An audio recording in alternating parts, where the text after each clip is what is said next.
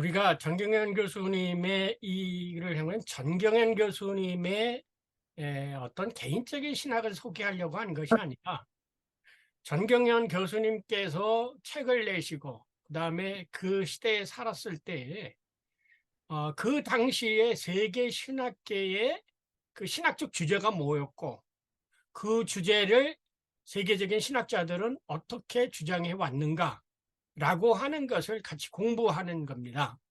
그래서 단순히 여기 강의가 뭐 전경은 박사님, 제목이 전경은 박사님 하니까 전경은 박사님이 그러지만 전경현 박사님이 교수님이 안 계셨더라면 우리는 그 세계 신학계의 그 흐름, 그다음에 논쟁의 주제, 그리고 누가 무슨 이게 주장을 어떻게 주장을 했고 또 어떻게 반박을 했는 그러한 세계의 신학사 전체를 성서 해석, 신약학이니까 성서 해석의 그 역사를 우리는 모르죠.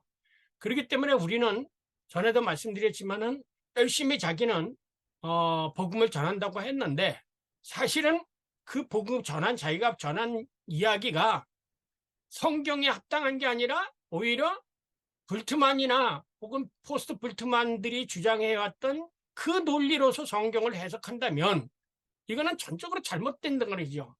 처음부터 뭔가 잘못된 길을 걸어가고 있다는 거죠. 그래서 우리 캐리그마에서는 그런 사람들의 신학이 뭐가 잘못되어 있는지, 어떤 점이 성성의 증언과 불일치하고 어떤 점이 일치하는지를 명백하게 증언함으로 말미암아 매주일 성경을 가지고 설교를 해야 되는 목사님께서 성경이 증언하고자 했던 정확한 내용을 전달하게 하도록 그렇게 돕기 위해서 이 캐리그마를 여기에서 강의를 하는 겁니다. 저희 캐리그마의 설립 목표가 무슨 신학을 소개하기 위한 것이 아니라 성경이 증언하는 바를 목회자들이 어떻게 매주일 설교하는데 그 도움이 될 수 있지 정확한 성경 이해를 우리가 안내하고 그다음에 가르치기보다는 소개하기 위해서 이 캐리그마를 시작한 겁니다.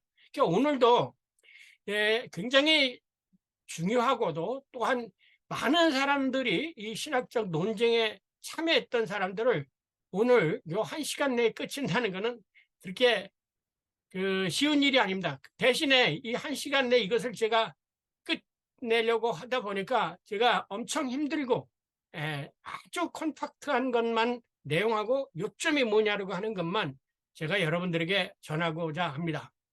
자, 그러면 이 강의를 시작하기 전에 먼저 이제 보고 이제 그림을 보고 제가 보내드린 그림을 보고 이 논쟁에서 불트만과 포스트 불트만, 그러니까 불트만의 제자들 사이에는 어떠한 신학적 논쟁이 벌어졌고 제자들은 무엇을 주장하고 불트만은 무엇을 주장하는지, 그리고 맨 끝부분에 가서 이들이 가지고 있는, 그래서 사실은 불트만의 비신화와 논쟁이라든지 혹은 알버트 슈바이처로부터 시작되었던 역사적 예수 논구라든지 이것이 사실은 현대 신학회에서는 아직 해결을 못 본 거예요.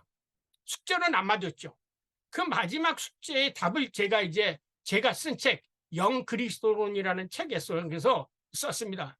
정말 제가 땀을 흘려서 쓴 책이고 그것이 현대 소위 불트만과 불트만 이후의 학자들이 논의되어졌던 것들을 극복하는 그런 신학적인 제안을 한 것이었기 때문에 정말 아끼는 책이었는데 어쨌든 제가 주장하고 싶은 것은 이 영그리스도론이 지금까지 그 불트만 이후에 혹은 역사적 예수 연구 이후에 세계 신학계가 붙들고 늘어났던 주제를 하나의 해답식으로 제가 제시한 것이 이 책이라는 것을 여러분들에게 말씀드리고 싶습니다. 영그리스도론. 그러면 이거를 해결하기 위해서 지금 불트만 역사적 예수 연구 이후에 소위 알버트 슈바이처가 쓴 역사적 예수 원래는 Die Geschichte der 예수 레벤 예수 포르숑의 예수 생애에 관한 연구 역사인데 그 책부터 소위 역사 비평학이 생기고 그 다음에 양식사 비평학이 되고 신약가에게서 많은 그 성서 해석학이 생겼죠. 그것을 이제 일괄해서 자유주의 신학이라고 이제 일축해 버렸는데, 그런데 그것을 자유주의 신학이라고 일축해 버릴 수 있었던 그 근거가 뭐냐라는 것을 이제 제가 제시를 했습니다. 자, 그래서 그림을 먼저 보시고 제가 말씀을 드리겠습니다. 보세요. 성경이 기록되어진 거는 여기서부터입니다. 여기 이후에요. 그러니까 오순절 마가의 다락방에서 성령 체험을 하고 나서 제자들이 그때서야 예수 그리스도에 관한 것을 선포하기 시작합니다. 이때 뭐가 생기냐면 이때 케르그마라는 것이 생깁니다. 그때 케르그마가 생기는 거예요. 이 케르그마가 생겨가지고 실질적으로 제자들이 이 케르그마를 선포한 것에 대한 기록이 뭡니까? 역사서인 사도행전이에요.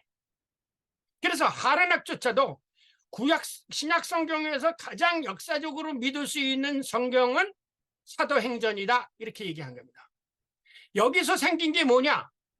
예수 그리스도는 십자가 못 박혀 죽으시고 3일 만에 부활하시고 승천하사 다시 오셔서 오늘도 우리 가운데 살아계시다. 예수 그리스도는 우리를 위해 십자가 못 박혀 죽으셨다다. 예수는 그리스도다. 이러한 케르그마가 생기게 된 거죠. 그래서 최초의 케르그마가 뭐냐면 예수는 그리스도다라는 거예요. 예수는 그리스도다. 그래서 나중에 이것이 합쳐가지고 그냥 예수 그리스도라고 우리가 얘기하지만 최초의 케르그마는 예수는 메시아였다. 예수는 그리스도, 메시아였다. 이것이에요. 그리고 또 거기다 플러스된 게면 예수는 그리스도의 살아계신 하나님의 아들이다 라고 또 추가가 되어진 거죠.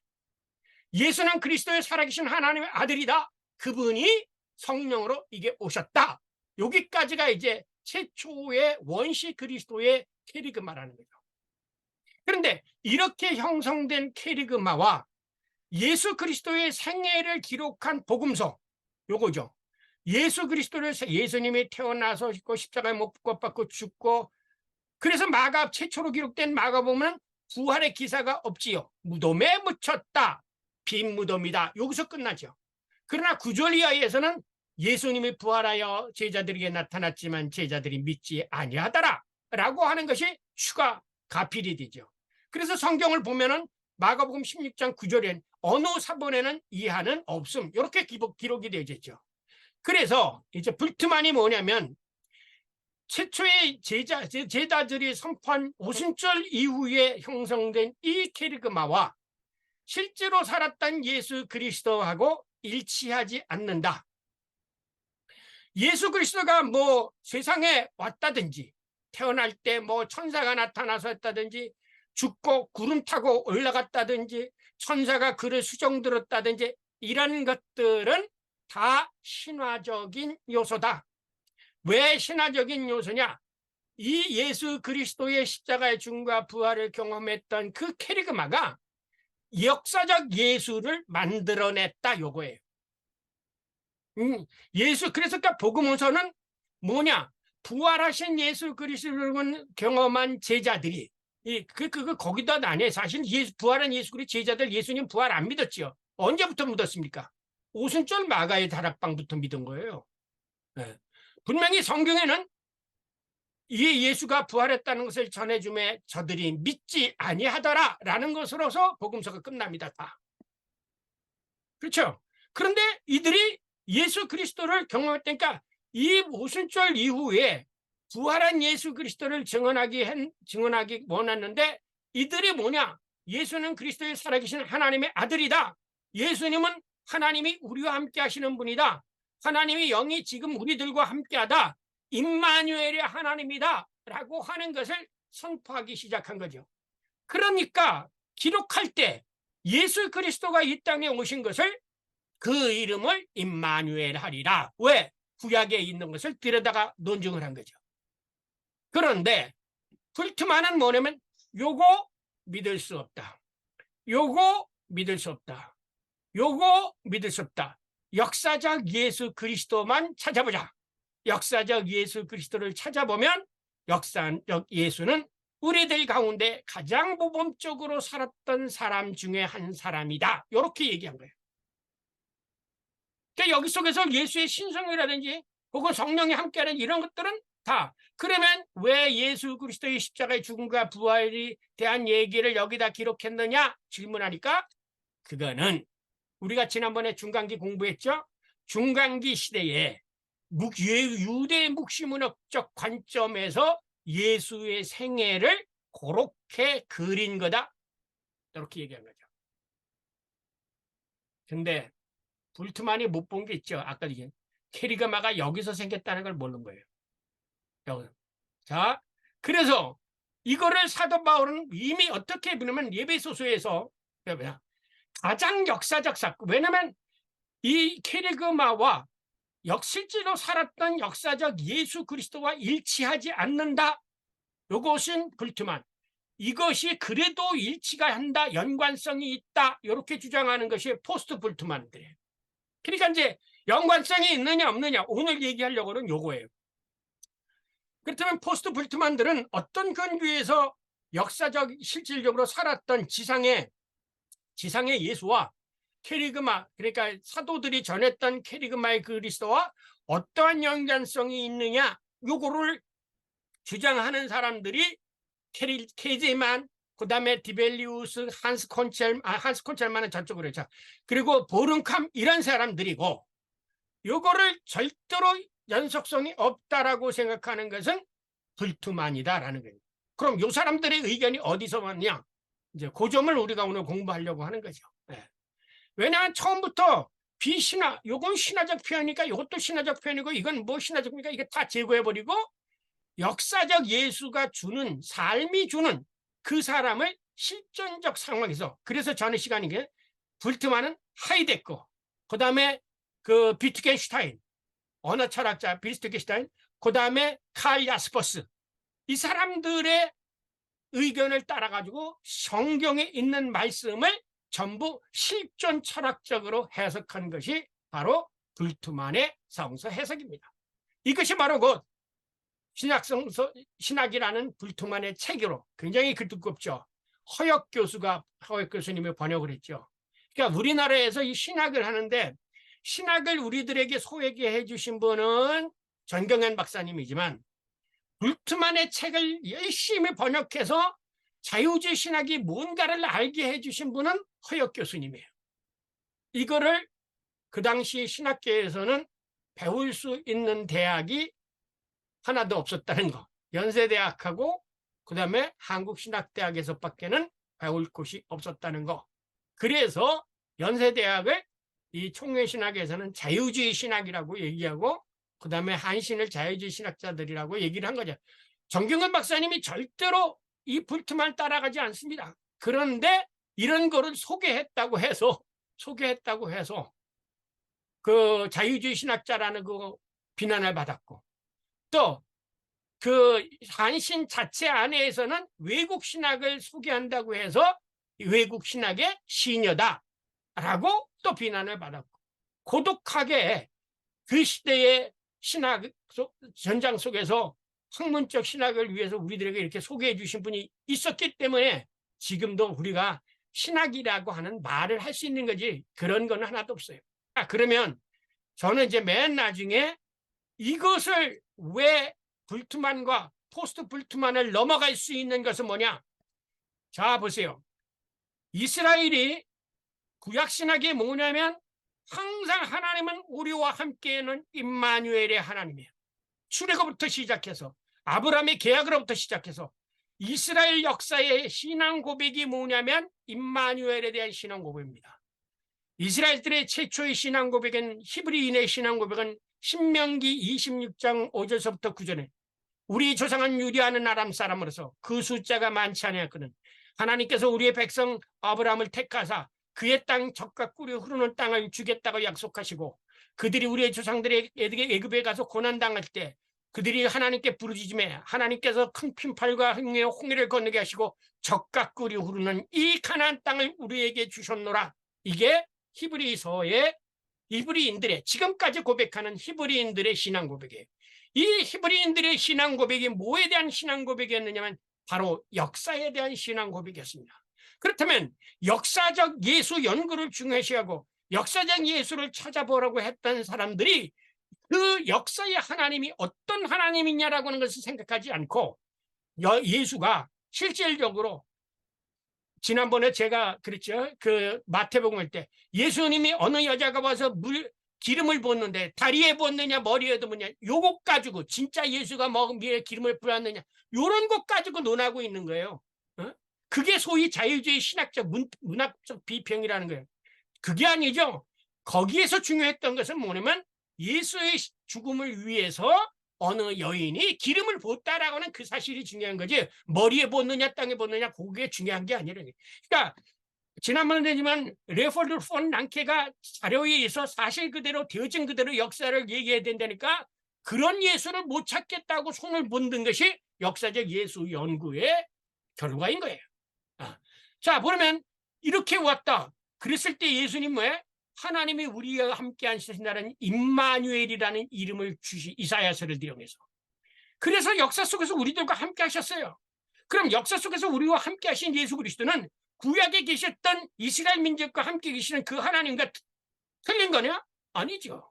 그런데 그 오순절의 당떡방에 와서 우리들과 성령으로 함께 계셔. 내가 세상 끝날까지 너희와 함께 하겠다. 성령, 임마누엘, 성령으로 함께 하시고 예수 그리스도로 함께 하시고 하나님이 함께 하신 그래서 이것을 소위 디아크론시 통시적으로 역사적 시공간의 지평용합에서 보면은 하나님은 항상 우리와 함께 하시는 분인데 그 함께 하시는 분은 이스라엘 민족을 죽음과 그 애굽의 고통에서 해방시켰듯이 죽음으로부터 해방시키고 오늘도 우리의 모든 고통에서 해방시키는 임마누엘의 하나님이라는 삼위일체론적인 통일성을 가지고 있는 거예요. 그런데 불트만과 그 다음에 포스트 불트만은 요거를 인정하지 않았습니다. 그 책을 읽어보세요.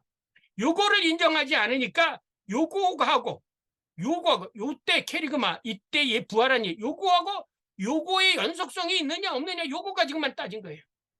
이제 그것을 오늘 여기서 이제 분명하게 확연하게 드러납니다. 예, 역사적 예수와 캐리그마의 연속성 강조. 불트만이 원시 그리스도교 공동체가 선포한 캐리그마의 역사적 사실성을 회의함으로써 제기한 신약 성경의 비신화와는 곧바로 그의 제자들에 의해서 강력한 반발을 받게 되었다. 그 발단은 바로 불트만과 그의 제자들의 학회 모임에서 시작되었다. 1954년 불트만과 그의 제자들은 마르부르크에서 정기학술 모임을 가졌다. 이때 불트만의 제자 튜빙엔 대학의 에르스트 케제만 교수가 역사적 예수의 문제라는 제목으로 논문을 발표하였다. 이 논문에서 그는 초대교회의 캐리그마와 역사적 예수의 연관성 및 연속성을 주장하였다. 이를 통하여 뒷전으로 밀려있던 역사적 예수에 대한 논구가 새롭게 부각되었다. 여기에 훅스, 보른캄이 케자만의 주장에 가세하였다. 이들의 논문은 1953년 Zeitschrift für Theologie und Kirche 게재되었다. 이러한 역사적 예수에 대한 새로운 논구 운동은 사실상 불트만이 예수란 논문을 발표한 것에 대한 반론이었다. 이를 위하여 보른캄은 나사렛 예수, 콘첼만은 예수 그리스도라는 논문을 발표하였다. 그리고 미국의 로빈스는 슈바이처의 Geschichte der Leben Jesu Forschung 그러니까 예수 생애 연구에 관한 역사를 번역하고 서문에 자신의 논문을 첨부하여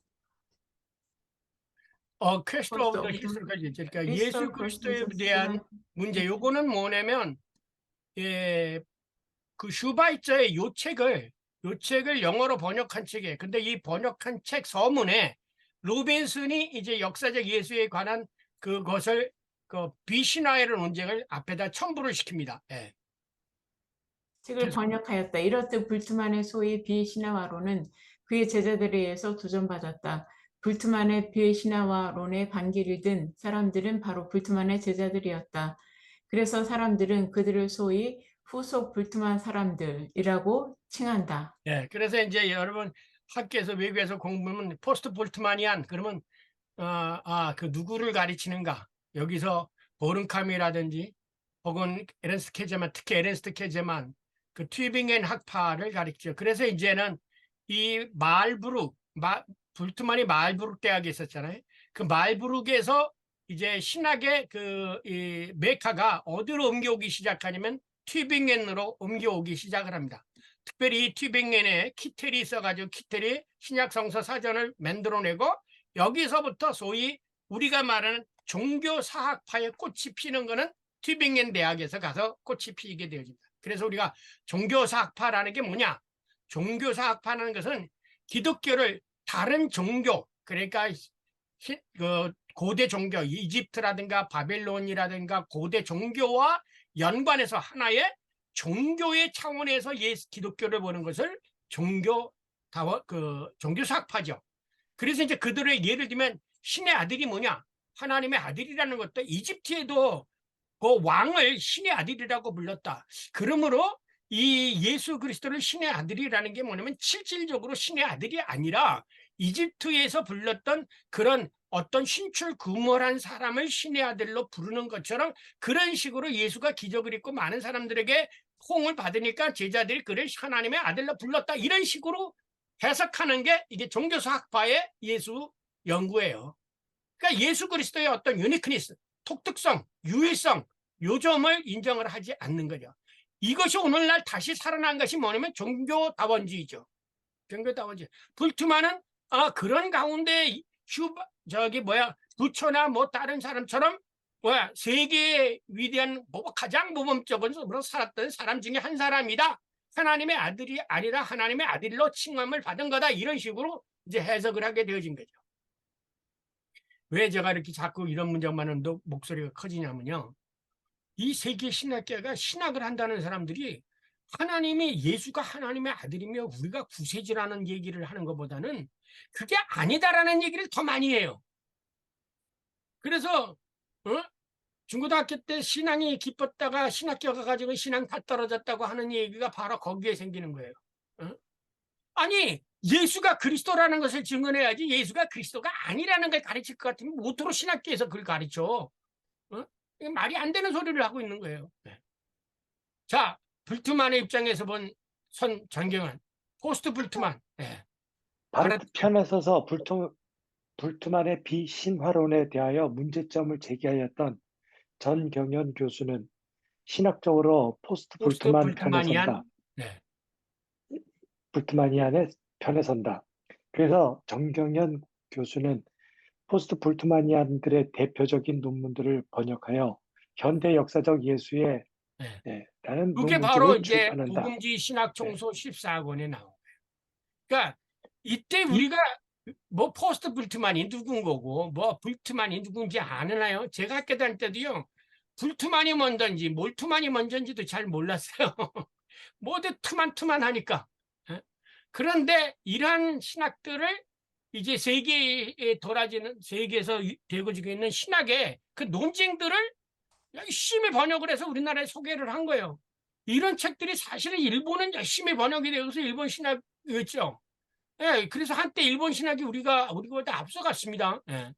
그리고 또 오토 피포가 쓴 슈바이조의 예수전 연구, 그 다음에 불트만의 초대교회 캐리그마와 역사적 예수, 칼 브라텐이 쓴 마틴 켈러의 성서적 그리스도와 성서적 그리스도, 이거 유명하죠. 그 다음에 에바르트 샤우프터의 역사적 예수의 현대적 의미, 한스 콘첼만의 예수적 연구, 하이니 오트의 역사적 예수와 역사의 존재론, 그다음 하베와 옥덴의 역사적 예수의 새 농구는 얼마나 가능한가, 이런 등의 논문들을 번역을 하셔가지고 발췌해서 한 책으로 만든 게 바로 이게 역사적 예수 연구 논집이라는 거예요. 이때만 하더라도 대학에서 교수하는 사람들도 이게 뭔지를 몰랐어요. 그러니 이걸 학생들에게 가르치니 그때 알아듣겠어요? 제가 교수님을 알게 된 거는 이런 책을 통해 읽다 보니까 저는 학교에서 배운 것보다는 이렇게 이제 제가 스스로 책을 읽어보면서 이런 게 세상적으로 논의되고 있었구나라는 것을 알게 되었죠.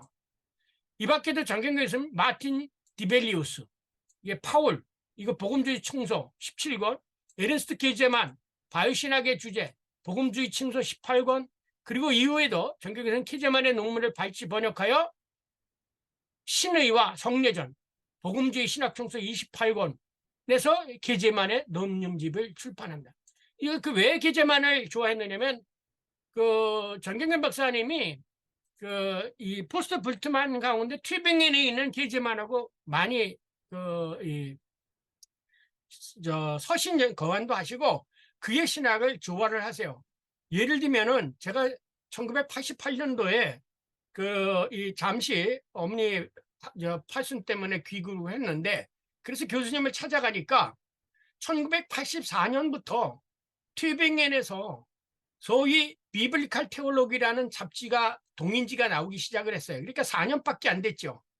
미국계도 소개도 안 됐던 그 책을 그 튜빙엔 대학의 그 서점에다가 부탁을 해가지고 그 책을 읽고 계신 거예요. 그래서 김 박사 이 책 알아? 그래. 근데 그때 김 박사가 아니죠. 김 목사 이거 알아? 그래서 그거 튜빙엔에서부터 시작이 된 건데 거기에 바로 스툴마커하고 벨커하고 시작되었던 성서적 조직신학, 소위 비블리스 테올로기라는 것이 잡지가 나왔는데 그걸 벌써 읽고 계신 거예요.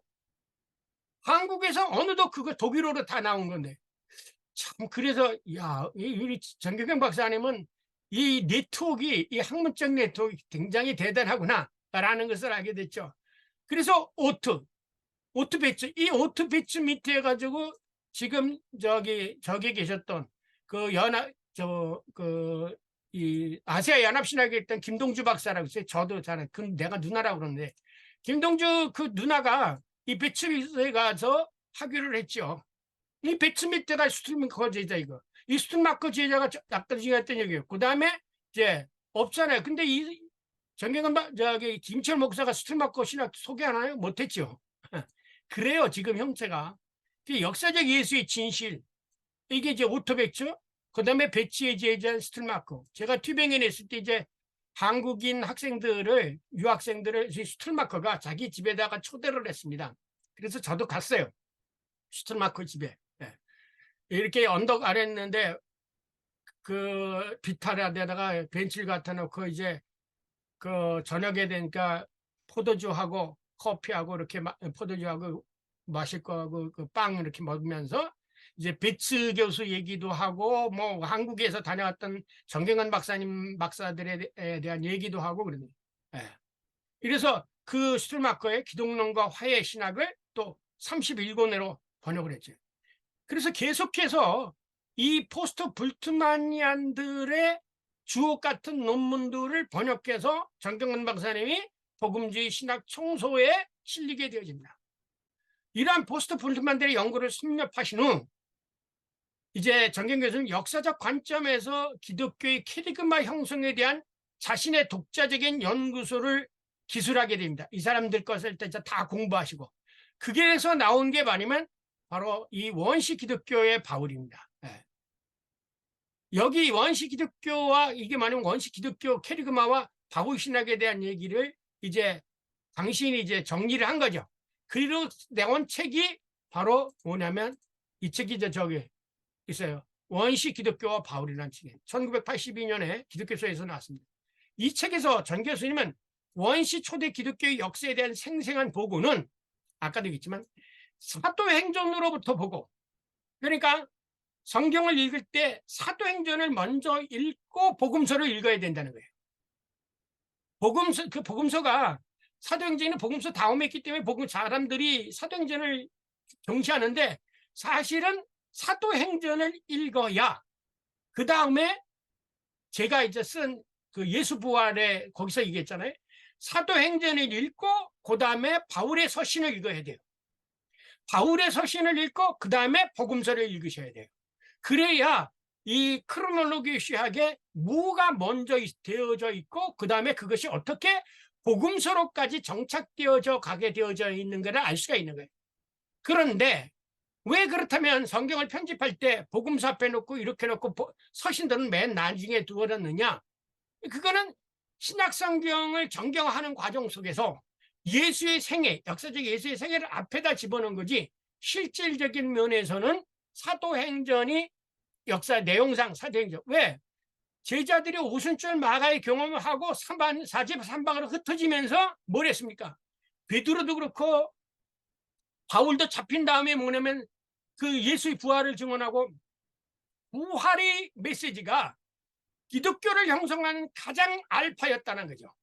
알파였다는 거예요. 그래서 제가 그 예수 그리스도의 십자가의 죽음을 빼면은, 부활을 빼면 저기 신약 성경은 눈 없는 사람이 된다, 죽은 성경이 된다, 그렇게 말씀드린 게 바로 그거예요.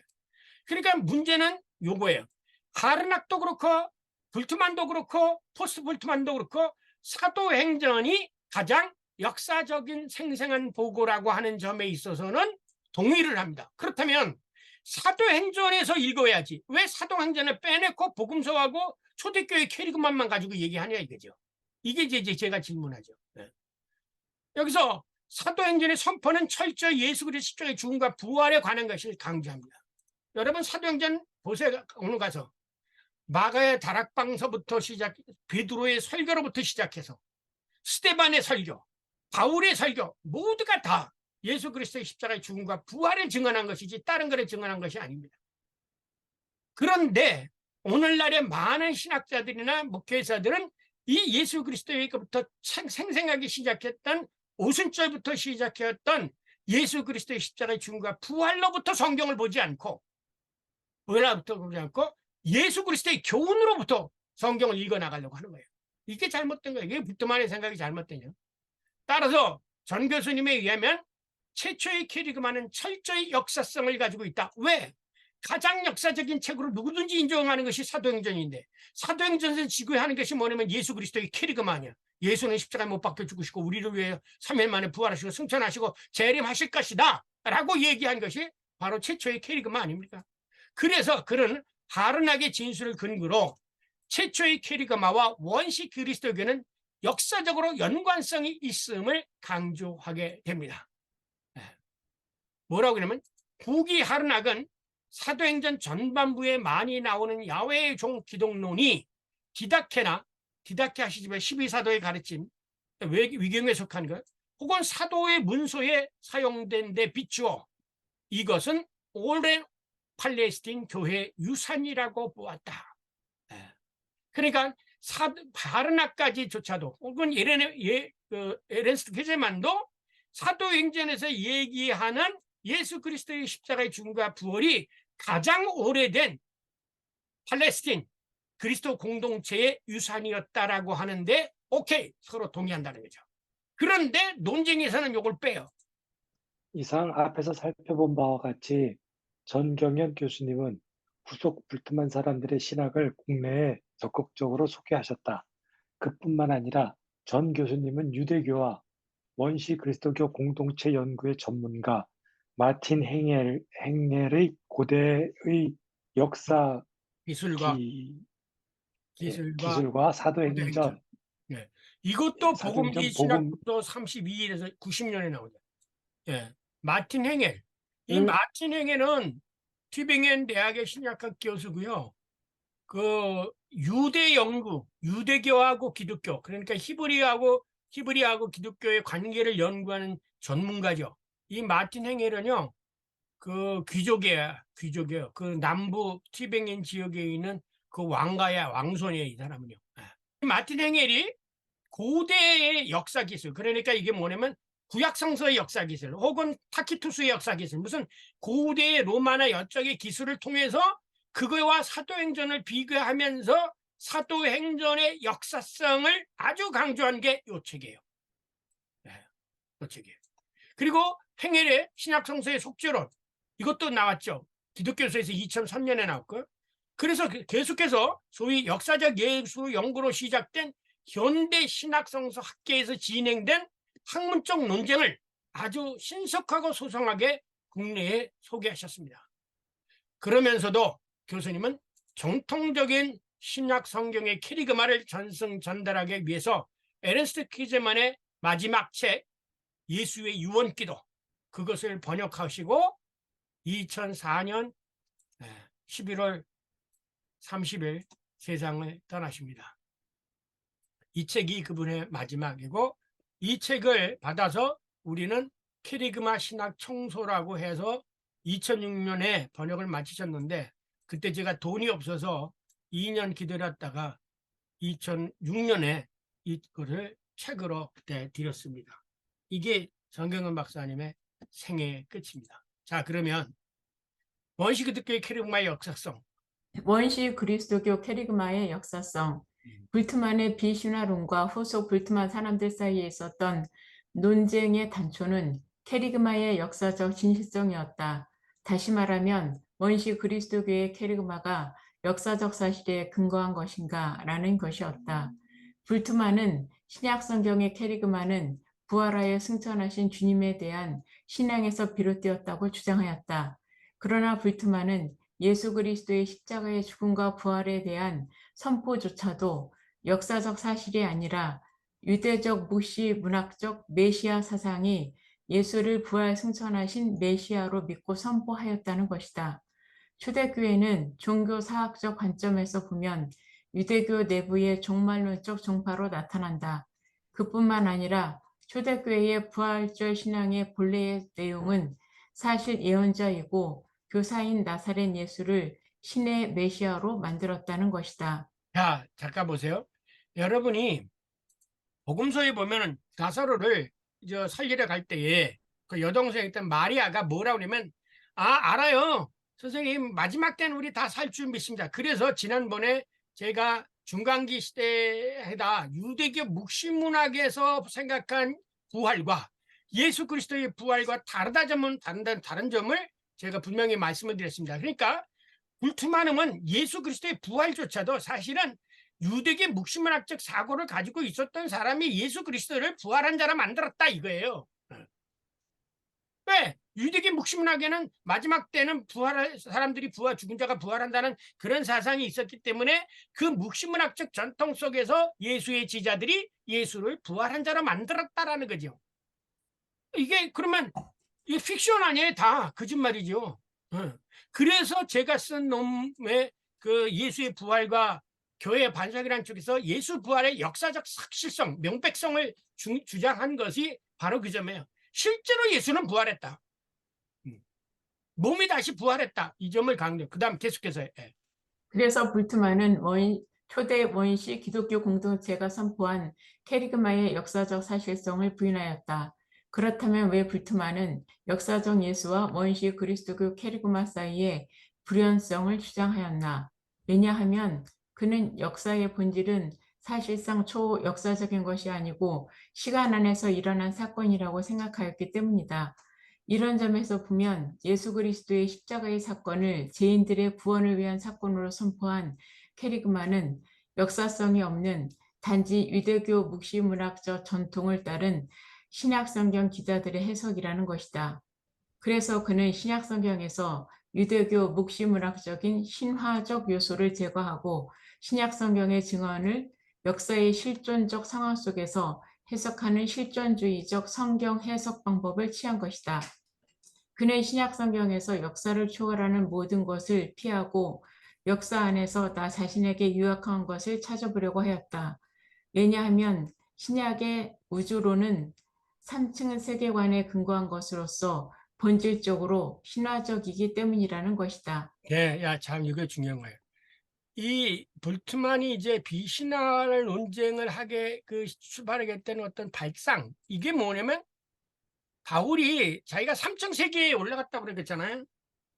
그러니까 하늘에 있고 지상에 있고 지하가 있는 이 3층 세계관이 그 신약 성경을 구성하고 있는 세계관이다, 우주관이다 이거야. 이 3층 세계적 우주관은 이건 신화적인 우주관이기 때문에 역사적 우주관은 수평적, 크로노글로기시한 수평적, 실존적 상황 속에서 전개되어지는 이게 역사지, 이 보이지 않는 세계에서 일어나는 이 3층 세계적 우주관 속에서 일어나는 그 기록은 그건 역사라고 볼 수가 없다 이거예요. 그러니까 빼버린 거죠. 위에 자르고 아래 잘라버린 거죠. 그리고 그러니까 우리도 모르는 사이에 지금 사실 많은 사람들은 우리가 살고 있는 이 지상에 크로놀로기시한 수평적 역사관, 과거 현재 미래 이 역사관 속에서 못 벗어나는 거예요. 그러니까 불트만이 말 같다는 소리를 해도 그때 사람들은 자기 생각하고 똑같으니까 얼마를 많이 팔렸는지 몰라요, 이 책이요. 이런 점에서 볼 때 그를 긍정적으로 해석한다면 불트만은 신약 성경의 증언을 거부하는 것이 아니라 신약 성경에 있는 신화적 증언을 배제하고 그 증언이 오늘 우리의 실존적 상황에 주는 의미, 곧 캐리그마를 분석해 내려고 하였다고 해석할 수도 있다. 자, 캐리그마, 불트만이 얘기하는 캐리그마는 의미예요. 그죠? 그러나 원시 기독교 공동체가 선포한 캐리그마는 뭐야? 예수는 십자가 못 박혀 우리를 위하여 십자가 못 박혀 죽으시고 3일 만에 부활하 승천하. 그래서 그것이 형성된 게 뭐야? 이게 뭐야? 신앙 고백이 아니야. 사도신경이야. 사도들의 가르침이에요. 사도신경이라는 게 뭐냐면 사도들의 고백이에요. 그 사도를 뭐야? 그 베드로와 그 제자들이 자기네들이 경험한 것을 간단하게 요약한 거. 그것이 바로 뭐냐면 쉽게 얘기하면 우리가 교회에서 사도신경 고백하지, 그게 캐리그마의 원식 그리스도교의 캐리그마인데, 이 볼트만은 그 캐리그마를 그 사건이 주는 의미로 해석을 한 게 돼요. 그래서 오늘날에도 목사님이 전에도 말씀드렸지만 오늘 이 말씀이 우리들에게 주시는 의미는 하면 그건 볼트만으로 넘어가는 거예요. 그걸 더욱 따라줘요. 계속해서. 따라서 그는 신약 성경의 증언을 비신화적으로 해석해야 한다고 주장하였던 것이다. 그러나 결과적으로 불트만은 원시 그리스도교 캐리그마와 역사적 예수와의 연속성을 부인하게 된 것이다. 그래서 한 걸음 더 나아가 그는 복음서, 바울의 서신, 그리고 요한의 문헌을 구분한다. 그래서 그는 역사적 예수의 역사성은 별로 중요하지 않다고 생각하였다. 그는 단지 역사적 예수에 대한 보고 및 증언들이 오늘 우리에게 무슨 의미를 주는지가 더 중요하다고 생각하였다. 네. 반면에 후속 불트만 사람들은 역사적 예수와 원시 그리스도교 캐리그마의 연속성 및 연관성을 주장하였다. 왜냐하면 역사적 예수가 없었다면 그리스도교의 캐리그마가 생성되지 않았을 것이라고 그들은 주장한다. 그들은 원시 그리스도교의 캐리그마의 형성이 유대교 묵시문화적 전통에서 비롯된 것이 아니라 역사적 예수에 근거한 것이라고 주장한다. 특별히 나사렛 예수가 십자가에 죽고 부활 승천하심으로써 예수의 역사적 생애를 새롭게 조명하게 되었다는 것이다. 따라서 원시 그리스도교의 캐리그마는 역사적 예수와 무관한 것이 아니라 그의 선포와 십자가의 죽음과 부활에 근거한 것이다. 따라서 설교는 역사적 예수와의 연관성 속에서 선포될 때 그 선포의 신빙성과 신뢰성을 얻는다고 그들은 주장한다. 그래서 체제만은 만일 우리가 지상의 예수와 부활하신 그리스도를 동일시하지 않는다면 우리의 신앙, 곧 부활절 신앙 고백 그 자체는 신화론으로 붕괴될 것이라고 경고한다. 그러나 볼트만이나 케제만에게 역사적 예수에 관한 신뢰할 만한 사료는 오직 복음서밖에 없다. 이러한 상황에서 각자는 자신의 주장이 옳다는 것을 증명할 만한 새로운 역사적 사료를 제시하지도 못하였다. 그 결과 논쟁은 결국 해석학적 차이로 끝나고 말았다. 따라서 결과적으로 사실상 이 문제에 대한 논쟁은 아직도 끝나지 않은 것이나 마찬가지이다. 두 입장 모두 지난 과거 역사의 사실성에 집착해 있기 때문이다. 그러나 필자에 의하면 원시 그리스도교의 캐리그마는 단지 지난 과거의 역사적 사건에 대한 증언이나 보고가 아니라 살아계신 하나님께서 나사렛 예수에 대하여 행하신 하나님의 활동에 대한 증언이다. 이것이 캐리그마 테올로지 아카데미의 캐리그마에 대한 이해이다. 예, 우리 따라서 캐리그마 신학 연구원이 이렇게 생각한다는 거죠. 따라서 역사적 예수가 그리스도교 캐리그마를 확정해 준 것이 아니라 예수 그리스도의 죽음과 부활이 역사적 예수의 삶을 하나님의 아들 메시아의 역사적 삶을 확정해 준 것이다. 그리고 동시에 시간과 영혼의 시공간적 융합에서 통시적으로 해석하면 예수님께서 실제로 살았던 역사적 모습이 원시 그리스도교의 캐리그마를 확정해 주기 때문이다. 왜냐하면 예수 그리스도의 십자가 죽음과 부활, 승천은 그가 이 땅에 오신 것을 반증해 주기 때문이다. 성경의 증언으로 말하면 올라가셨다 하였은즉 땅 아래 낮은 곳으로 내리셨던 것이 아니면 무엇이냐. 내리셨던 그가 곧 모든 하늘 위에 오르신 자니 이는 만물을 충만하게 하려 하심이라. 따라서 역사적 예수는 단순히 지난 과거의 인물이 아니라 십자가에 죽고 부활, 승천하시고 그리고 다른 보혜사, 성령으로 다시 오셔서 우리 가운데 활동하고 계신다. 즉 성령의 활동은 원시 그리스도교의 캐리그마와 역사적 예수의 삶을 동시에 확정해 준다. 왜냐하면 나사렛 예수는 하나님께서 영으로 함께 하시는 임마누엘 그리스도이었기 때문이다. 그뿐만 아니라 오늘날도 우리와 성령으로 함께 하시는 영 그리스도이시기 때문이다. 이런 점에서 따라서 불트만처럼 원시 그리스도 캐리그마의 일전적. 실존적 해석이 필요한 것이 아니라 다른 보혜사 성령님의 활동을 선포하는 것이 오늘날의 캐리그마이다. 포스트 불트만들과 해석학적 신학과의 대화. 1960년대에 접어들면서 미국의 신학계는 제임스 로빈슨을 필두로 마가복음의 역사 문제와 역사적 예수의 새로운 논구로 불트만의 성서의 실존적 해석 방법이 개성되었다. 로빈슨은 아, 클레어몬트 죄송합니다. 요거는 전기현 박사님의 그 이후의 그 활동에 대한 그런 보고입니다. 이후의 활동에 대한 보고이기 때문에 요거는 제가 그냥 그 문자로 파일로 보내드릴 테니까 참고를 하시고요.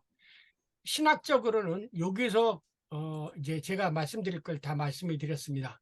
그러니까 여기서 중요시 여긴 거는 아까도 제가 말씀드렸지만 이 표를 이제 다시 보세요.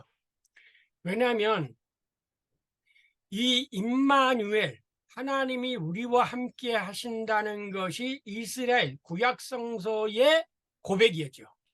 신명기 26장 그 좀 찾아보실래요? 최초의 신앙 고백인 거기 한번 읽어 주실래요? 너는 또 내 하나님 여호와 앞에 아뢰기를 내 조상은 방랑하는 아람 사람으로서 애굽에 내려가 거기에서 소수로 거류하였더니 거기에서 크고 강하고 번성한 민족이 되었는데 애굽 사람이 우리를 학대하며 우리를 괴롭히며 우리에게 중노동을 시키므로 우리가 우리 조상의 하나님 여호와께 부르짖었더니 여호와께서 우리 음성을 들으시고 우리의 고통과 신고와 압제를 보시고 여호와께서 강한 손과 편팔과 큰 위엄과 이적과 기사로 우리를 애굽에서 인도하여 내시고 이곳으로 인도하사 이 땅 곧 젖과 꿀이 흐르는 땅을 주셨나이다. 예, 요게 간단한 거지만 요 몇 절, 5절부터 9절 사이에 아브라함을 부르시고 그에게 가나안 땅을 약속하시고 그 다음에 야곱의 자손들이 애굽으로 갔고 애굽에서 번성해서 400년 후에 다시 돌아와서 가나안 땅에 이르는 역사를 아주 간략하게 이렇게 요약을 한 거예요. 그러면 이 요약 속에서 하나님은 야훼 하나님 어떤 분이냐? 역사 속에서 우리들과 함께 하셨다는 고백이에요. 이게 히브리인의 신앙 고백인 거죠. 그러니까 역사적 예수 연구나 우리들이 주장했던 것은 역사 속에서 하나님이 이스라엘 민족과 함께 계셨다. 예수가 와서 예수님이 함께 계셨다. 성령이 우리들과 함께 계셨다. 이런 면에서 보는 이 우리가 얘기하는 구약서부터 신약에 이르는 하나님은 우리와 함께하는 삼일체 하나님이죠. 그런데 요 역사적 예수가 연구 이 모습과 이거하고 그다음에 승천하신 다음에 이거하고 일치가 되어야 되는데 이것만 따로 떼어놓아서 생각을 하게 되어진다면 이거하고 연관이 없는 게 되죠. 불투만은 이것만 따로 내다 보니까 이런 것이 다 삭제되어져 버리고 포스트 불트마니아는 부활 이후에 형성된 교회와 요거를 얘기해 보려고 했는데 명확하게 역시 불트만의 자료 문제 때문이고 그래서 저는 이 구약의 역사 함께 하시는 임마누엘 예수 그리스도로 함께 하시는 우리와 지금 함께 하시는 이스라엘 민족 한 인간 계신 예수 그리스도 그리고 우리 각 개인 인간과 함께 하시는 그 임마누엘의 해석에서 보게 되어진다면 하나님은 이때도 계신 분이고 이때도 계신 분이고 이때도 계신 분이라는 거죠. 그런데 문제는 거예요. 여기가 저 이렇게 손을 졌죠. 이게 뭐냐? 오순절에 여러분이잖아요. 요엘의 마지막 때 그래서 요 시대 우리들이 살고 있는 오순절 때 시대를 뭐라면 마지막 시대라고 얘기하는 거지 않을까? 엑스카톨로지의 마지막 시대예요. 그런데 불트만이 생각한 마지막 시는 이 역사가 끝나는 어느 시점 이거를 마지막으로 생각해요. 우리들이 지금 머릿속에 그거를 생각하고요. 성경에서는 이미 엑스카톤이라는 게 여기 왔어요. 말세에. 그래서 베드로가 설교를 할 때 말세에 주시겠다는 것이 바로 여기에 일어났다 이렇게 말하는 거죠. 요 예를 들어서. 네. 그래서 여러분이 이 집에서 사도행전에 바울의 베드로의 설교, 그 다음에 베드로의 설교보다 스데반의 설교를 더 읽어보세요. 그 다음에 이어지는 스데반의 설교. 스데반의 설교도 똑같아요. 역사 속에서 하나님과 함께 하셨고, 그 다음에 예수 그리스도와 함께 하셨고, 지금도 우리와 함께 하신다는 이거를 스데반이가 설교를 하고 있어요. 그래서 오늘 가서 스데반이 설교이시면 여기 속에서, 그래서 하나님은 여기에 계시지만 여기 계시고, 여기 계시지만 여기 계시다. 왜? 하나 예수 그리스도의 사건은 시공간적으로 항상 하나님은 함께 우리를 계신 분이에요. 왜?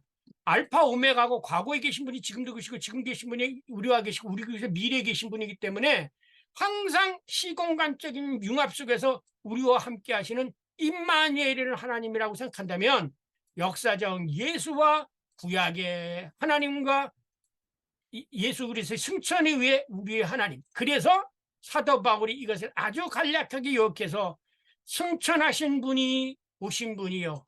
오신 분은 이미 오신 분이다. 그래서 초대교회의 종말론적 희망이 뭐예요? 오신 분이 오시리라. 오신 분이 오시리라. 이것이 바로 초대교회의 캐리그마였고 또한 초대교회 사람들의 신앙이었던 겁니다. 자, 질문하시기 바랍니다.